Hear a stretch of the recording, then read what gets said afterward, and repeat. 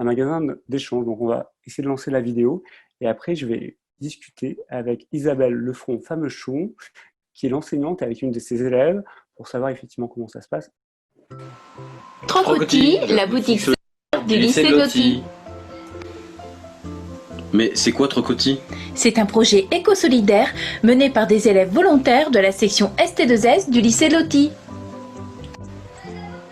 Il a deux objectifs, répondre à un besoin social, mais également à un besoin environnemental. Environnemental? Oui, car cela nous permet de lutter à notre manière contre le gaspillage textile et ses conséquences néfastes pour l'environnement. Il paraît que c'est un projet qui englobe 3 causes solidaires. Oui, il y a tout d'abord la boutique, qui est une friperie gérée par et pour les lycéens. Là-bas, chacun peut y prendre ce qu'il veut et donner ce dont il n'a plus besoin. C'est du troc. Les vêtements donnés trouvent donc une seconde vie. Ah oui, mais c'est aussi une récolte de chaussettes au profit de Stock en Stock. Et oui, et une récolte de livres pour l'entreprise sociale et solidaire Recycle Livres. Nous avons tout d'abord choisi une mascotte. Dessinée par Loïse. Puis nous avons créé un logo avec Camille. Et réalisé des affiches d'appel aux dons de vêtements et accessoires. Elles ont été disposées un peu partout dans le lycée. La règle est simple, donnez ce dont vous ne vous servez plus, mais qui pourrait encore plaire à quelqu'un. Les dons ont afflué de partout. Élèves, profs, agents techniques, personnel de direction et même des personnes extérieures au lycée. Merci à tous. Début mars, tout était prêt. Nous avons ouvert le mardi 12 mars à 12h15. Ce jour-là, 93 personnes nous ont rendu visite. Depuis, nous sommes ouverts chaque mardi et jeudi midi. En cette fin d'année scolaire, le bilan est plutôt positif. Nous continuons à recevoir des dons et nous comptons près de 400 visites. Environ 180 articles ont été donnés et 54 kilos de chaussettes ont été récoltés. Ce projet a reçu le soutien de plusieurs organismes. La région Hauts-de-France à travers le programme REV 3, mais également l'ESPER à travers le dispositif Mon ESS à l'école. Ça va? Ça va bien, oui, bonjour. Donc, je suis Laurine, là, et puis on a tous les élèves de l'autre classe qui n'est pas dans la même salle que nous, mais qui nous regardent également. Voilà. Ok, parfait. Peut-être nous représenter en fait au niveau de l'idée, comment ça s'est passé? Est-ce que ce sont les élèves? Est-ce que c'est vous? Est-ce que c'est ensemble qu'avez-vous eu l'idée en fait de mettre en place ça? Comment ça se passe? Alors, en fait, c'est un projet qui a démarré il y a longtemps, qui a germé un petit peu dans nos têtes il y a longtemps, avec un collègue d'éducation physique et sportive. Depuis quelques années, je travaillais des projets solidaires. Et puis, nous nous sommes dit que ça serait bien de développer et d'ancrer ces projets un petit peu plus profondément au sein du lycée. Et de fil en aiguille, on a fait des recherches et puis on s'est dit, tiens, pourquoi pas répondre à un besoin social, puisque nos collègues voyaient bien que quelquefois, ne serait-ce qu'à travers les vêtements de sport, certains élèves arrivaient en classe en seconde avec un jogging. Et puis, toute la scolarité se faisait avec le même vêtement.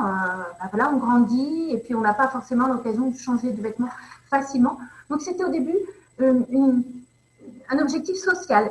D'accord. Forcément, quand on met le nez dedans, on découvre plein de choses. Ça devient un petit peu très riche et très intéressant. Et de fil en aiguille, on s'est rendu compte qu'il y avait aussi un impact environnemental et qu'on ne pouvait pas passer à côté. Donc, on a développé les deux aspects. Voilà. Donc, ça a été un petit peu… Oui. Parfait. Excuse-moi, mademoiselle, vous appelez comment? Je m'appelle Laurine Plantin, je suis en terminale ST2S et je fais partie de la boutique depuis l'année dernière.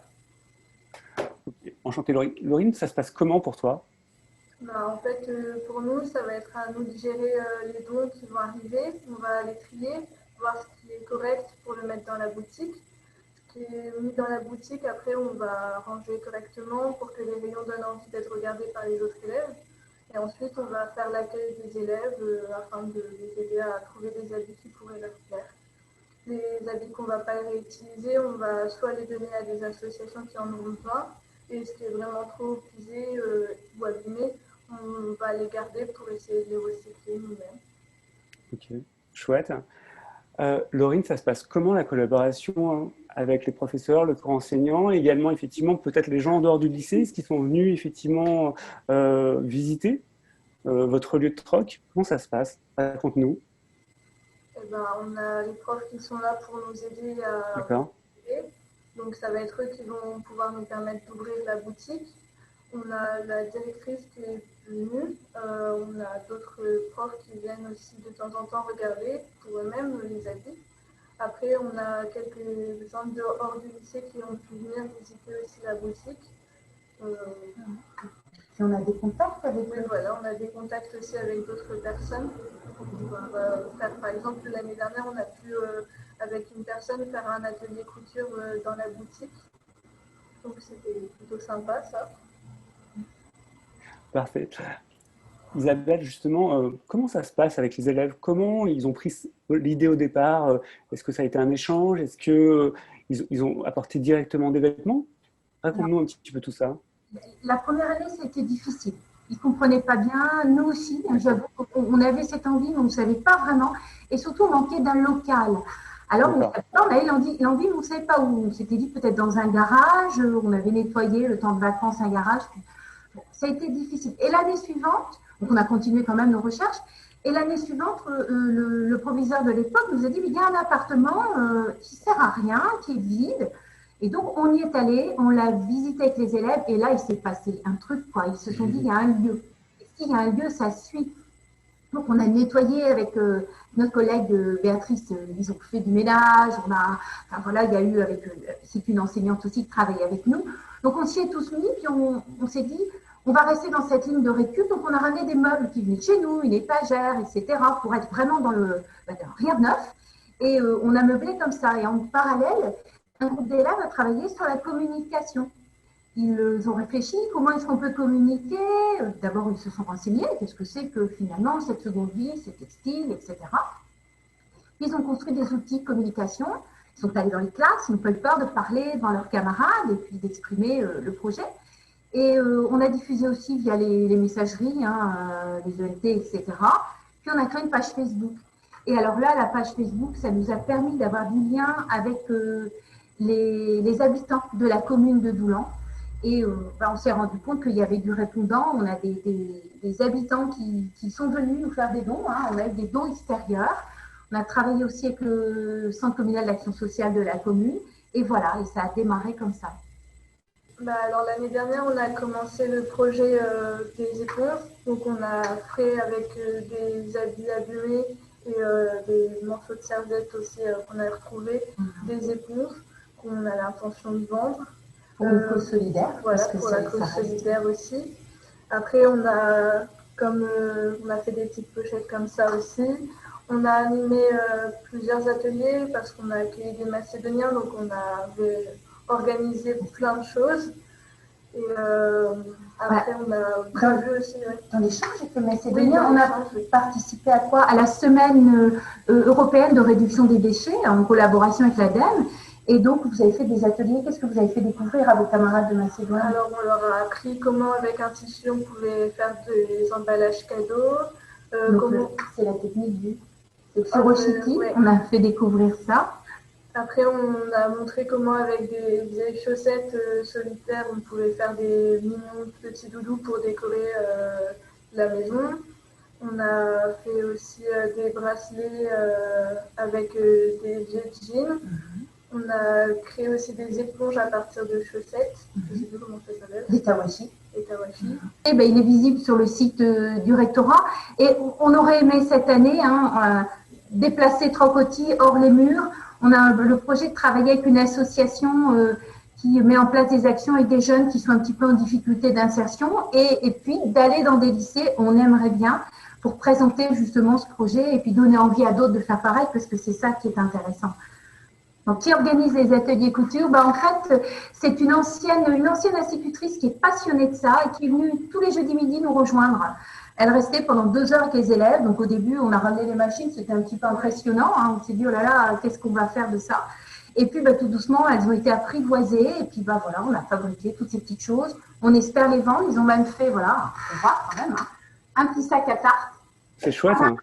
Ouais, avec des blouses.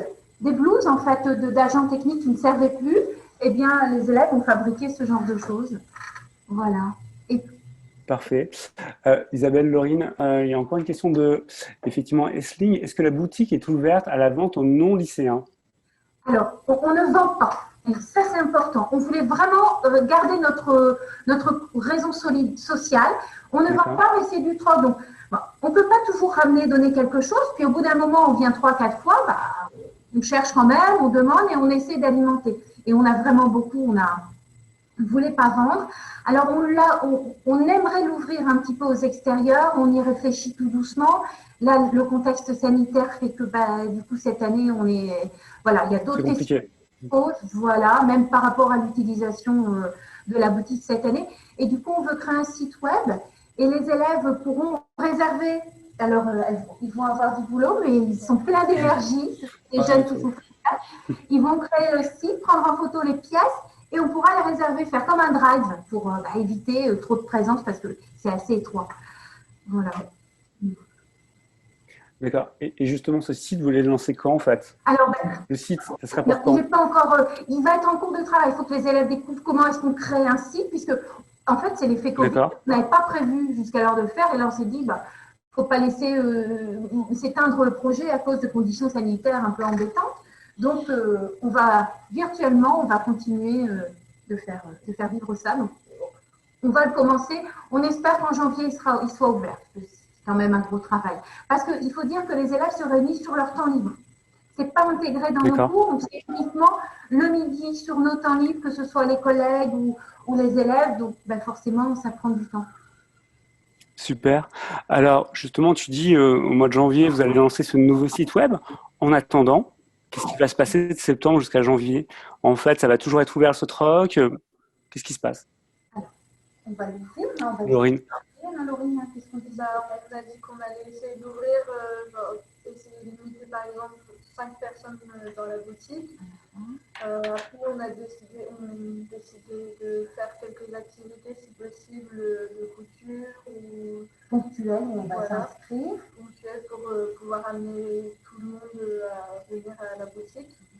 Il y aura des ateliers avec les internes, parce qu'on se dit que les internes, sur le mercredi soir, on va venir une fois de temps en temps et puis faire des choses exprès pour eux. Et puis, on a notre concours photo. Oui. On va faire un concours dans les lycées. Alors, c'est quoi l'idée? Alors, l'idée, ce serait que chaque personne, par groupe de 2 ou 3, vienne choisir une tenue, prenne une photo avec toute la tenue et mettre une phrase qui touche à l'environnement. Et ensuite, on trouve un slogan qui incite au réemploi et à la seconde main. Par exemple, moi je m'habille chez Trocoti et la planète est contente. Ou, voilà. Ensuite, on aura un jury qui votera pour la meilleure photo. Donc, il y aura, on a dit un jury prof, un jury élève. Donc, tous ceux qui seront hors de Trocoti pourront quand même voter. Et on aura des remises de lot après ceux qui auront eu la plus belle tenue. Voilà. Parfait. Merci beaucoup.